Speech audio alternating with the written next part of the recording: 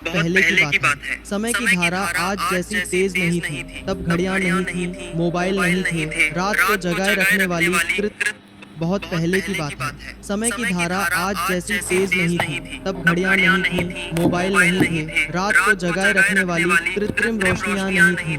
फिर भी मनुष्य का मन तब भी बेचैन हुआ करता था, विचार तब भी थकाते थे, नींद तब भी कई बार आंखों से दूर चली जाती थी। उसी समय की यह कथा है जब भगवान श्री कृष्ण त्रेता युग में अपने एक अत्यंत प्रिय मित्र को जीवन, मन और नींद का रहस्य सुना रहे थे। संध्या का समय था, आकाश में सूर्य धीरे धीरे लालिमा ओढ़ रहा था, वृक्षों की पत्तियां हवा के साथ हल्के हल्के हिल रही थी। नदी का जल शांत था, मानो स्वयं विश्राम की अवस्था में हो। उसी नदी के तट पर एक विशाल वटवृक्ष के नीचे श्री कृष्ण बैठे थे। उनके चेहरे पर वही सहज मुस्कान थी जो बिना कुछ कहे भी मन को शांत कर देती है। उनके पास उनका मित्र बैठा था, उसका नाम था सौमित्र। बाहर से वह शांत दिखाई देता था, पर भीतर उसका मन थका हुआ था। सौमित्र ने धीमे स्वर में कहा, सखा, कई रात्रियों से मुझे नींद नहीं आती। आंखें बंद करता हूँ तो विचारों का शोर और बढ़ जाता है।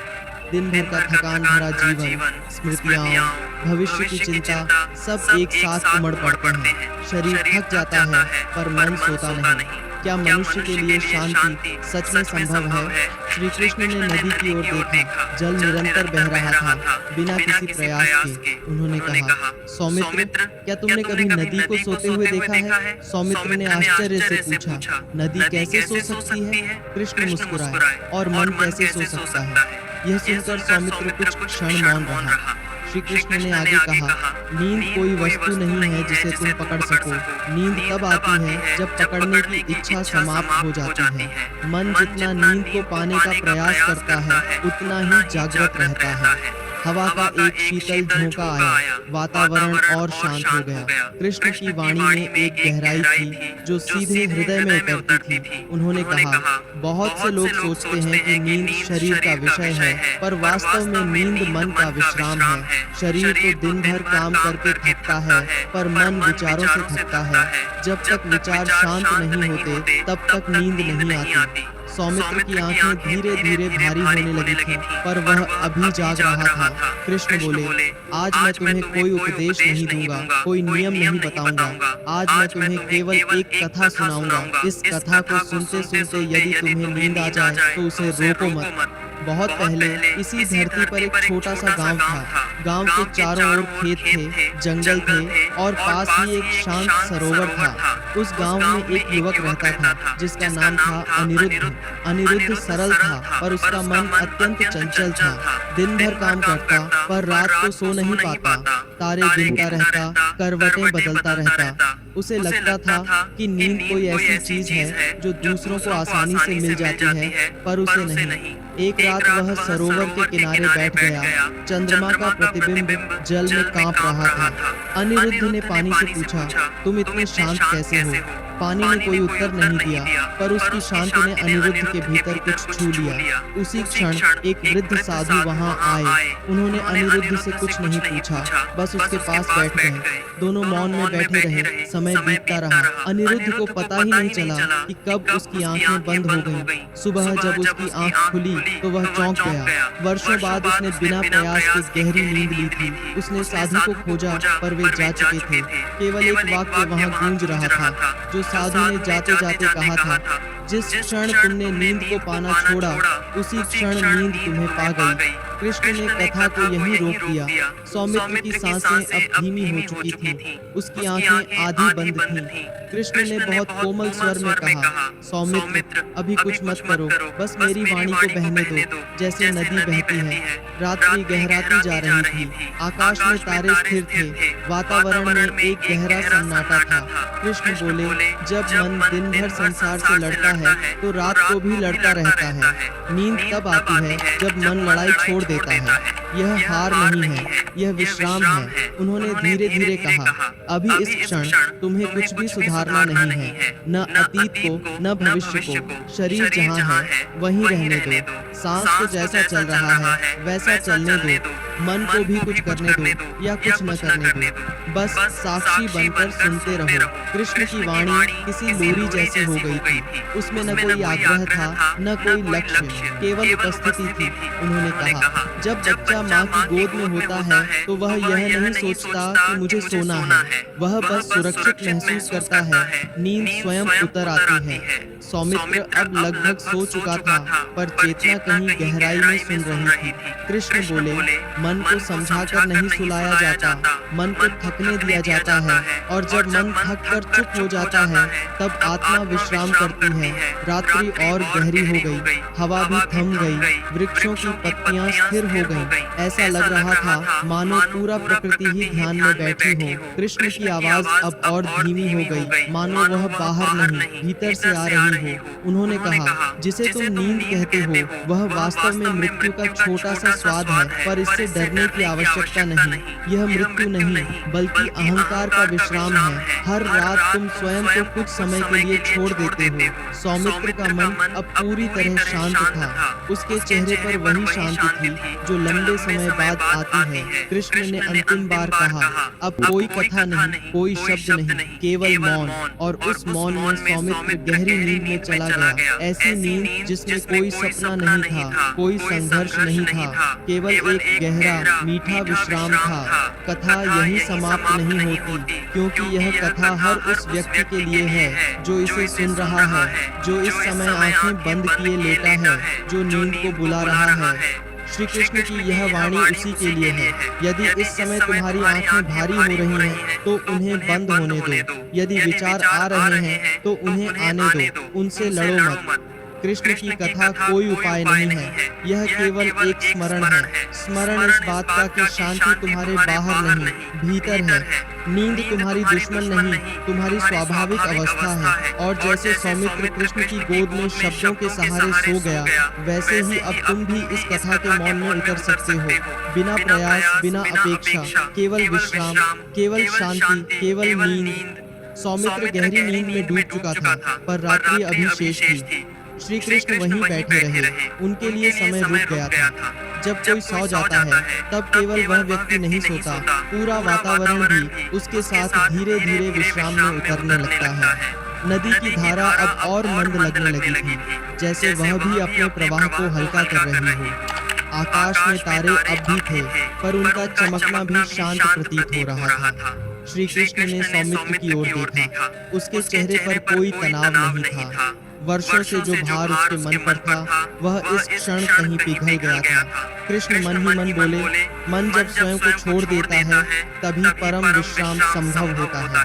कथा अब भीतर की यात्रा बन चुकी थी। सौमित्र सो रहा था, पर उसकी चेतना अभी पूरी तरह विलीन नहीं हुई थी।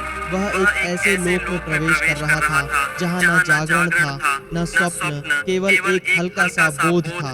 उसी बोध में उसे ऐसा लगा जैसे वह किसी विशाल मैदान में खड़ा है। चारों ओर मौन था, कोई दिशा नहीं थी, कोई लक्ष्य नहीं था, और उस मौन में उसे श्री कृष्ण की उपस्थिति का अनुभव हो रहा था, बिना रूप, बिना शब्द। उस अवस्था में कृष्ण की वाणी नहीं सुनाई दे रही थी, पर भाव स्पष्ट था, जैसे कोई भीतर से कह रहा हो कि कुछ भी करने की आवश्यकता नहीं है। सौमित्र ने पहली बार अनुभव किया कि विचारों के बिना भी अस्तित्व बना रहता है। वह डर नहीं रहा था, बल्कि एक अनजाना सा भरोसा उसे घेरे हुए था। उसके भीतर स्मृतियां उठी, पर वे अब चुभती नहीं थी। वे ऐसे लग रही थी जैसे नदी में बहते पत्ते, जिन्हें देखने का मन होता है, पकड़ने का नहीं।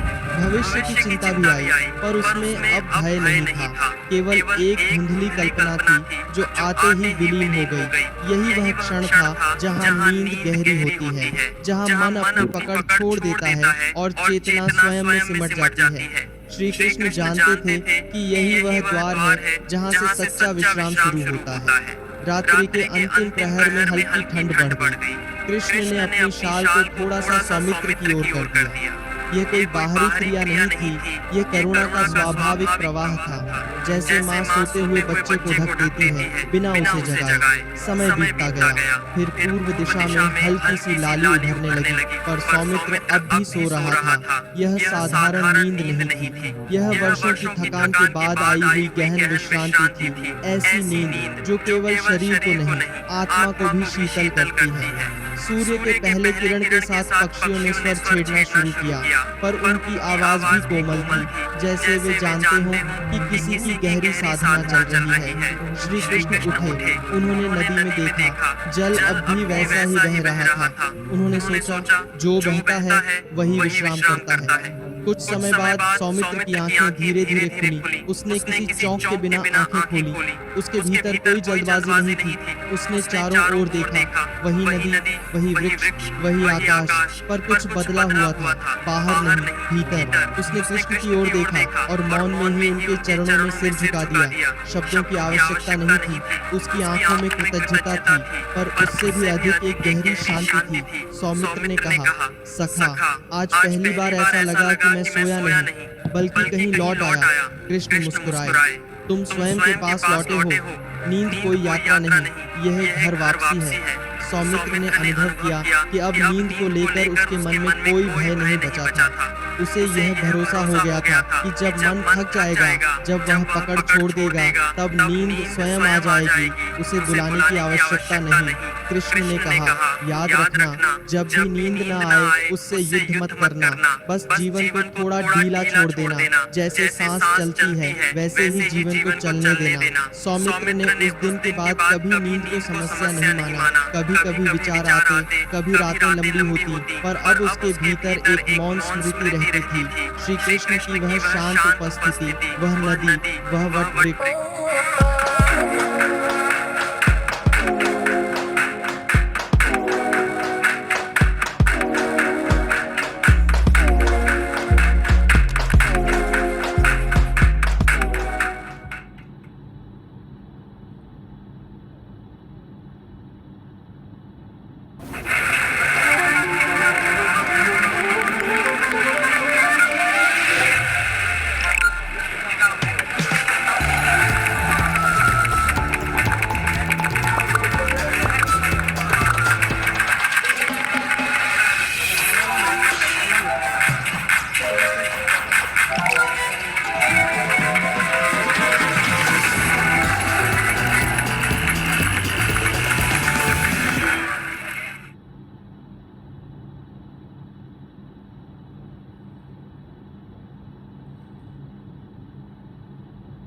और यह कथा यहीं समाप्त नहीं होती, क्योंकि यह केवल सौमित्र की कथा नहीं है। यह हर उस व्यक्ति की कथा है जो रात को करवटें बदलता है, जो चाहता है कि मन शांत हो जाए, पर जानता नहीं कैसे।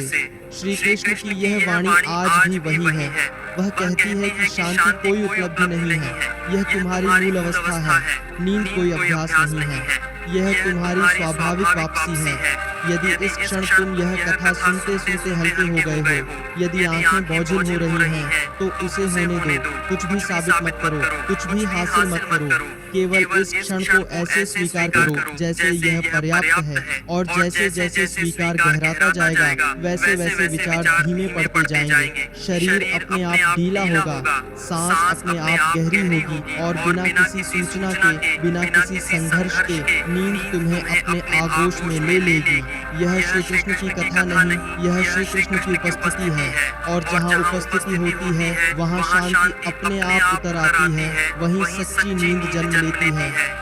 सौमित्र के जीवन में वह रात्रि एक बीज की तरह थी जो मौन में अंकुरित हो चुका था। बाहरी संसार वही था, वही दिनचर्या, वही संबंध, वही उत्तरदायित्व, पर भीतर कुछ स्थायी रूप से बदल गया था। वह अब नींद को खोजता नहीं था, बल्कि जब रात्रि आती तो वह स्वयं को धीरे धीरे जीवन की गोद में सौंप देता। जैसे थका हुआ यात्री द्वार पर पहुंचे और बोझ उतार दे। समय बीतता गया। एक दिन सौमित्र फिर श्री कृष्ण के साथ यात्रा पर था। मार्ग लंबा था, रथ की गति धीमी थी, चारों ओर विस्तृत वन था, हवा में पत्तों की सरसराहट थी। चलते चलते सौमित्र ने पूछा, सखा, क्या यह शांति केवल नींद में ही मिलती है, या जागते हुए भी मन वैसा ही हो सकता है? श्री कृष्ण ने रथ की लगाम ढीली कर दी। उन्होंने कहा, जब नींद गहरी होती है तब मन नहीं होता, और जब मन नहीं होता तब शांति होती है। अब कल्पना करो, यदि जागते हुए भी मन का शोर थम जाए तो क्या होगा? सौमित्र कुछ क्षण चुप रहा। उसे लगा जैसे यह प्रश्न भीतर कहीं उतर रहा हो।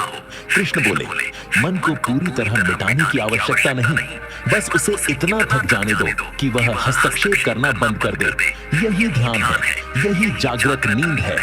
उस दिन के बाद सौमित्र ने जीवन को थोड़ा अलग दृष्टि से देखना शुरू किया। जब वह चलता तो चलने में ही रहता, जब खाता तो स्वाद में रहता, जब थकता तो थकान को स्वीकार करता, और रात को जब लेटता तो यह अपेक्षा नहीं करता कि उसे सोना ही है। वह केवल लेटता और लेटे रहने को पर्याप्त मान लेता। धीरे धीरे उसे अनुभव होने लगा कि उसके भीतर एक गहरा तल है जो किसी भी परिस्थिति में शांत रहता है। विचार ऊपर ऊपर आते जाते रहते, पर नीचे कहीं एक स्थिरता थी, जैसे समुद्र की सतह पर लहरें हों, पर गहराई में मौन। एक रात जब वर्षा हो रही थी, सौमित्र एक कुटिया में विश्राम कर रहा था। बाहर मेघ गर्जना कर रहे थे, बिजली चमक रही थी। पहले ऐसी रातों में उसका मन और अधिक बेचैन हो जाता था, पर आज वह केवल सुन रहा था। वर्षा की बूंदों की ध्वनि, पत्तों पर गिरती जलधारा, दूर कहीं गूंजती मेघ की आवाज। वह सब सुनते सुनते उसे लगा जैसे यह सब कोई लोरी हो। उसे स्मरण आया कि श्री कृष्ण ने कहा था, प्रकृति कभी सोने का प्रयास नहीं करती। और अब अपलोड कर देंगे, ठीक है। कॉपीराइट नहीं तो कर दे पूरी कर देंगे।